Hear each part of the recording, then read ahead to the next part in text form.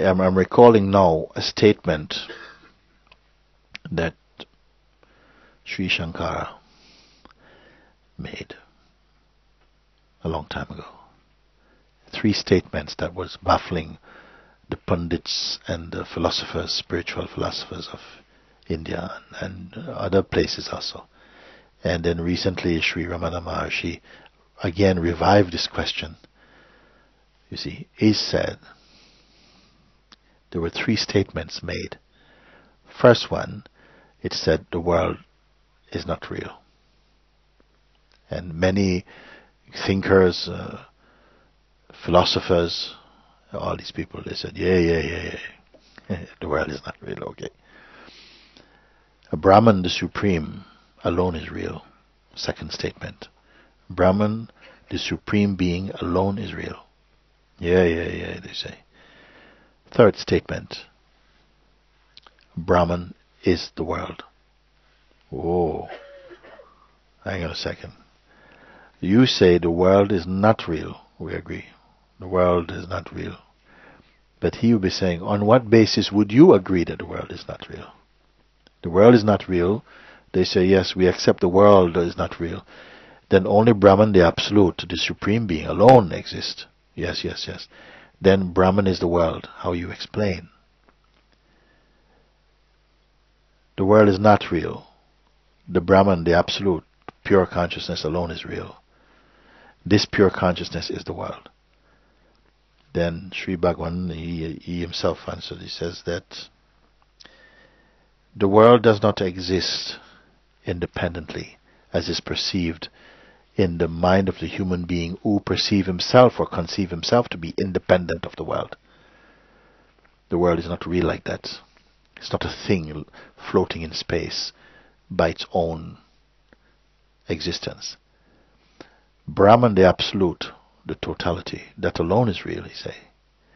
It's only then that Brahman itself, the world, as is being expressed, as the expression of Brahman, that is real. Meaning what? It is real, but it is temporary in its manifestation. This is what he say. Independently as the world, it says it does not exist like that. This is how our minds are thinking that the world is like an object. The earth is an object.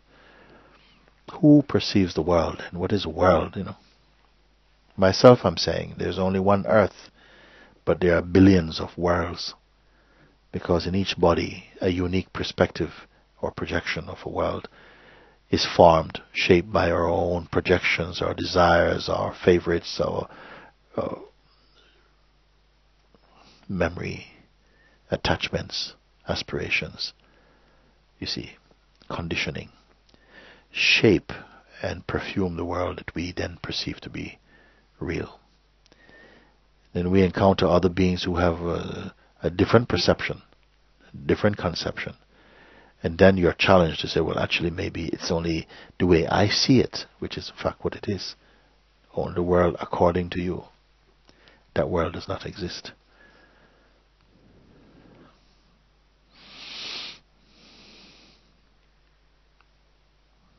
So then when a master says, I know nothing, what does it mean?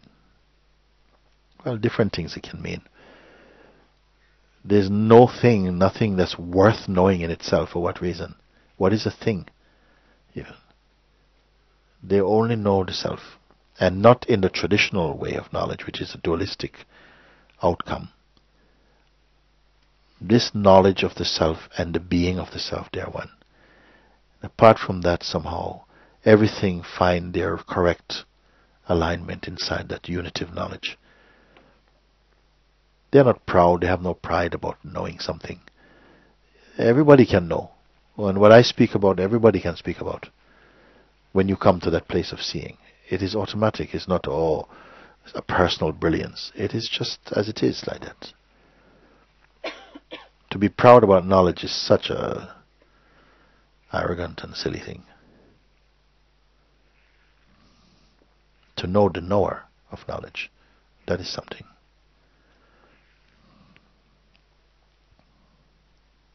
This question has been asking for a long time. I sense that the true meaning of the statement is, what can set us all free?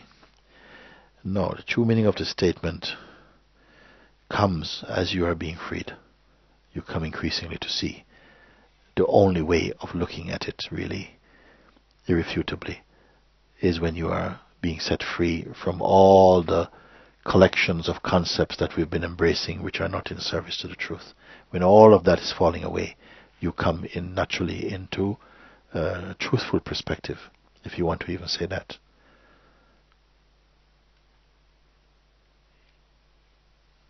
So therefore, to know something without knowing who you are,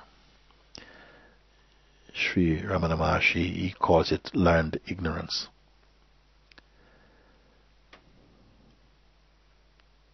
As you discover and are immersed in your discovery as that itself, that pure, imageless, timeless being, any hunger for phenomenal knowledge thins away for you. People may think you're wise, oh, you know so much, but it's not anything for you. If there is something, it's only that through what you share, others find that it's a key to their own liberation. Just a guidance, not for pride, but just to facilitate a pure recognition of the truth inside the heart. That's for all this reason you may call knowledge. Very good.